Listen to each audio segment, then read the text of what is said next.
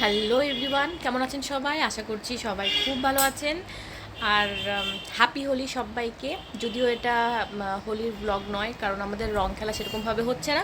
সকালবেলা উঠে শুধু ঠাকুরকে একটু আবির ছুঁয়েছি আর আপনাদের দাদাকে পায়ে দিয়ে একটু প্রণাম করেছি, আর ওই একটুখানি আবির লাগালো, বাস এতটুকুই রং খেলা। কারণ এই যে মেয়ের জ্বর এসেছে, সর্দি জ্বর হয়েছে, ভাইরাল ফিভার এখন তো চারিদিকে সবারই হচ্ছে, তো সেই জন্য ঘরে আর রং খেলা হচ্ছে না। আর ছেলেও একদম ছোট্ট, 4 মাসে, তো চাচ্ছি না সেই জন্য এই বছরের রং খেলতে।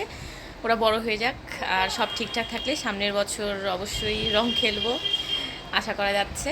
তো আজকের ব্লগটা এখান থেকে শুরু করছি, আপনারা সঙ্গে থাকুন, দেখতে থাকুন, আশা করছি খুব ভালো লাগবে। তো এদিকে আপনাদের দাদাও চলে এসেছে, ওরও শরীরটা খুব একটা ভালো না, আর মেয়েটারও জ্বর এসেছে। তো ওকে বাদাম দিয়েছি, ওর পছন্দের আলমন্ড বাদাম, সেটাও খেতে চাইছে না, মুখে রুচি নেই। দেখি সকালের দিকটায় কিছু ঝাল ঝাল মতন করে বানাবো, তাহলে যদি ও একটু খায়।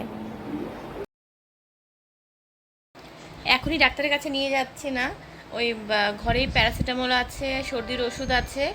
তো আপাতত 2-3 দিন দেখছি, কারণ গতকালকে জ্বরটা উঠেছে, আজকে নিলে 2 দিন হবে, তো 3 দিন দেখব। যদি ওটাতেই কমে যায় তো ঠিক আছে, কারণ ভাইরাল ফিভার সবারই হচ্ছে, নয়তো তারপরে নিয়ে যাব ডাক্তারের কাছে। তো আপাতত ঘরে যে মেডিসিনগুলো আছে, ওরই প্যারাসিটামল আছে, ওর প্যারাসিটামল, ওর সর্দির ওষুধ, সেগুলো দিব। আর খেতে তো একদমই চাইছে না, মুখে বড়দেরই রুচি থাকে না, আর ছোটোদের তো কী করে থাকবে। তো দেখি বাদামটা খাক, তারপরে ওর জন্য কিছু একটু ঝাল ঝাল মতন কিছু করে দেবো, ঝাল খেতে খুব পছন্দ করে। আর এই যে আমার নবাব উঠে পড়েছিল, উঠে এই যে উঠে আবার ঘুমোচ্ছে, এই যে কীভাবে তাকাচ্ছে, পাপা ঘুমের ঘরে আছে, ঘুমের ঘরে আছে।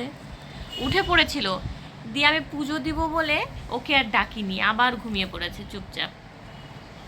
মানে আমার ছেলে বলে বলছি না, মানে এত ভালো।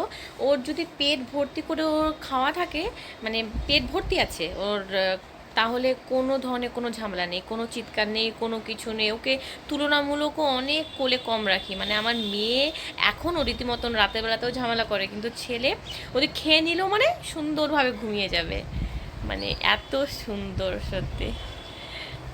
যাই হোক, ভালো থাকুক, সুস্থ থাকুক, আর কি চাই, তাই না? ওরা ভালো থাকলেই আমি ভালো, আর কিছু নয়।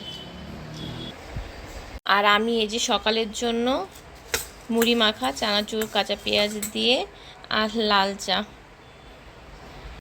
তো সকালে এটাই খাচ্ছি।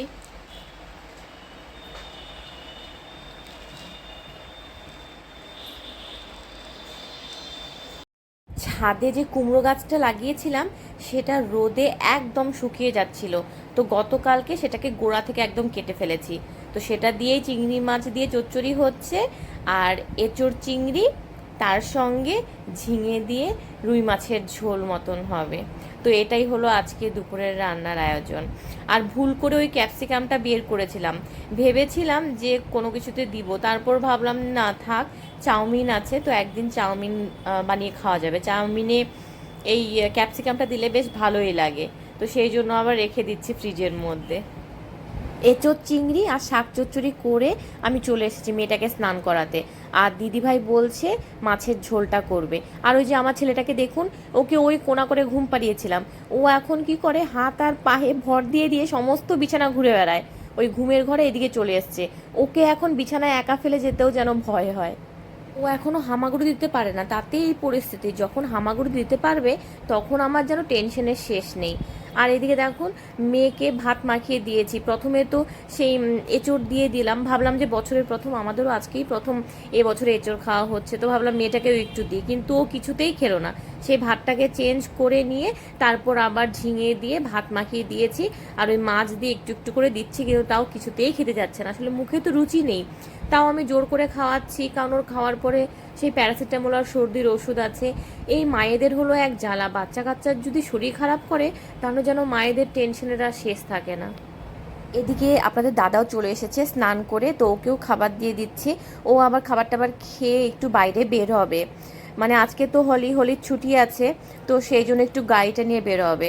আসলে 1 বছর মতন হলো আমাদের নতুন গাড়িটা কেনা হয়েছে, তো তারপরে মানে আগের গাড়িটা যেটা আছে ওটা ড্রাইভার দিয়ে চালানো হতো, তো এখনই ও বলছে যে না, নিজের গাড়ি নিজে চালানোর মজাই আলাদা। তো এই কিছুদিন হলো ও নিজের ড্রাইভিংটা শিখেছে, মোটামুটি হাত চলে এসেছে, কারণ আমরা দুদিন অলরেডি ঘুরতে গেছি, তবুও তো নতুন হাত প্র্যাকটিসের মধ্যে না থাকলে ভুলে যাওয়ার একটা ব্যাপার থাকে। তো সেই জন্য বলছে আজকে যেহেতু ছুটি আছে গাড়িটা নিয়ে একটু বের হবে একটু প্র্যাকটিস করতে। তো এই খেয়ে দিয়ে ওই যে বেরিয়ে পড়ছে, বললো যে আস্তে আস্তে 7টা সাড়ে 7টা বাজবে। আমি এই যে দুপুরের খাওয়া দাওয়া সেরে এই যে বিছানায় এসেছি, আর আমার দুপাশে দেখুন দুজন আছে, এদেরকে ঘুম পাড়াবো বলে এসেছি, কিন্তু এদের চোখে কি একটুকু ঘুম দেখতে পাচ্ছেন আপনারা কেউ? একটুকু চোখে এদের ঘুম নেই, অথচ আমার যেন ঘুমে চোখ ভেঙে আসছে। মানে মেয়েটাকে তো প্যারাসিটামল দিয়েছি, ওর জ্বরটা একটু একটু করে ছাড়ছে, ওর দুষ্টামি শুরু। আর ছেলেটাকে দেখুন ড্যাব ড্যাব করে তাকিয়ে আছে, একটুকু ঘুমাবে না। এই যে এখানে ওর মাথাটা ছিল, এই মাত্র পাটা দিয়ে ধাক্কা দিয়ে দিয়ে এই বালিশের মধ্যে ধাক্কা দিয়ে দিয়ে এইদিকে চলে আসছে মাথা। হ্যাঁ রে, এত দুষ্টামি কেন দেখেছিস? এই যে পাটা এখানটায়, মাথা এখানে। এখন বিছানায় রাখলে পুরো বিছানা, এই যে পুরো বিছানা পা দিয়ে ভর দিয়ে দিয়ে ঘুরবে, মানে পা দিয়ে ধাক্কা দিয়ে দিয়ে ঘুরবে। পাপা, পাপা, পাপা। কি কি ব্যাপার, কোথায় চলে গেছিস তুই? হ্যাঁ। তো এখন প্রায় সন্ধে 6:30টার মতন বাজে, সন্ধ্যাবাতি দিয়ে জাস্ট রান্নাঘরে এলাম। তো ভাবছি আজকে মেয়ের জন্য কিছু একটা বানাবো। ঘরে আপেল ছিল, তো আপেল তো আমরা ফল হিসাবে সবসময় খাই, কিন্তু আজকে ভাবছি আপেল দিয়ে অন্যরকম কিছু একটা আইটেম করব। তো সেটারই রেসিপি আপনাদের সঙ্গেও শেয়ার করছি। তো আমি অর্ধেকটা আপেল নিয়েছি, আপেলটাকে খোসাটা ভালো করে ছাড়িয়ে গ্রেটারে এইভাবে গ্রেট করে নিচ্ছি। এবারে আমি সারা রাত ধরে ভিজিয়ে রাখা কাঁচা আলমন্ড বাদাম খোসা ছাড়িয়ে মিক্সিতে ভালো করে পেস্ট করে নিব। এতে সামান্য একটু জল দিতে হবে, জল দিলেই ভালো পেস্ট হবে। তো এটাকে এবারে আমি গ্রেটেড অ্যাপেলের ওপরে দিয়ে দেব, আর দিব এতে আমি একটা গোটা কাঁচা ডিম আর 3 চামচ সুজি। আর আমার কাছে যেহেতু ভ্যানিলা এসেন্স ছিল, তো সেই জন্য আমি এখানে ভ্যানিলা এসেন্স অ্যাড করব, এতে কাঁচা ডিমের গন্ধটা কাটবে আর একটা খুব সুন্দর ফ্লেভারও আসে। তো যাদের নেই না দিলেও চলবে, কোনো ব্যাপার নয়।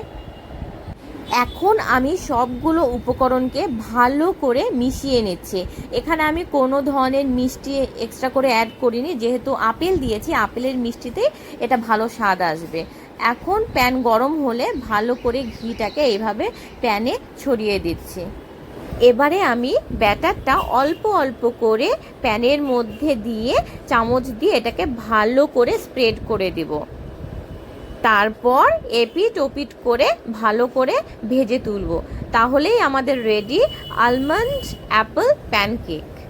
আমি উপকরণগুলোর যে পরিমাণটার কথা বলেছি সেটা দিয়ে এইরকম ছোট ছোট সাইজের 7টা মতন প্যানকেক হয়েছে। আমি তো শুধু আমার মেয়ের জন্য বানিয়েছি, তো সেই জন্য অল্প পরিমাণেই বানিয়েছি। তবে এটা বড়দের জন্য খুবই মুখরোচক একটা খাবার, তবে বড়রা খেলে সামান্য এতে নুন অ্যাড করলে বড়দের জন্য ভালো। আমি যেহেতু আমি এর জন্য করেছি, তো ছোটদের জন্য এক্সট্রা নুন অ্যাড না করাই ভালো, তো সেই জন্য আমি ওকে দিইনি।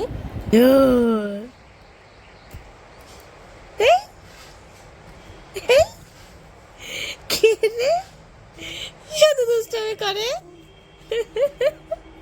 শুধু দুষ্টামি করে। এই আজকের মতন ব্লগটা আমি এখানেই শেষ করছি, আর বেশি বড় করছি না। আশা করছি আপনাদের ভালো লেগেছে। যদি ভালো লাগে তাহলে প্লিজ লাইক কমেন্ট করতে ভুলবেন না। আপনাদের একটি কমেন্টও আমার পরবর্তী ভিডিও বানাতে আমাকে অনেকটা উৎসাহ করবে। আপনারা সবাই ভালো থাকবেন, সুস্থ থাকবেন।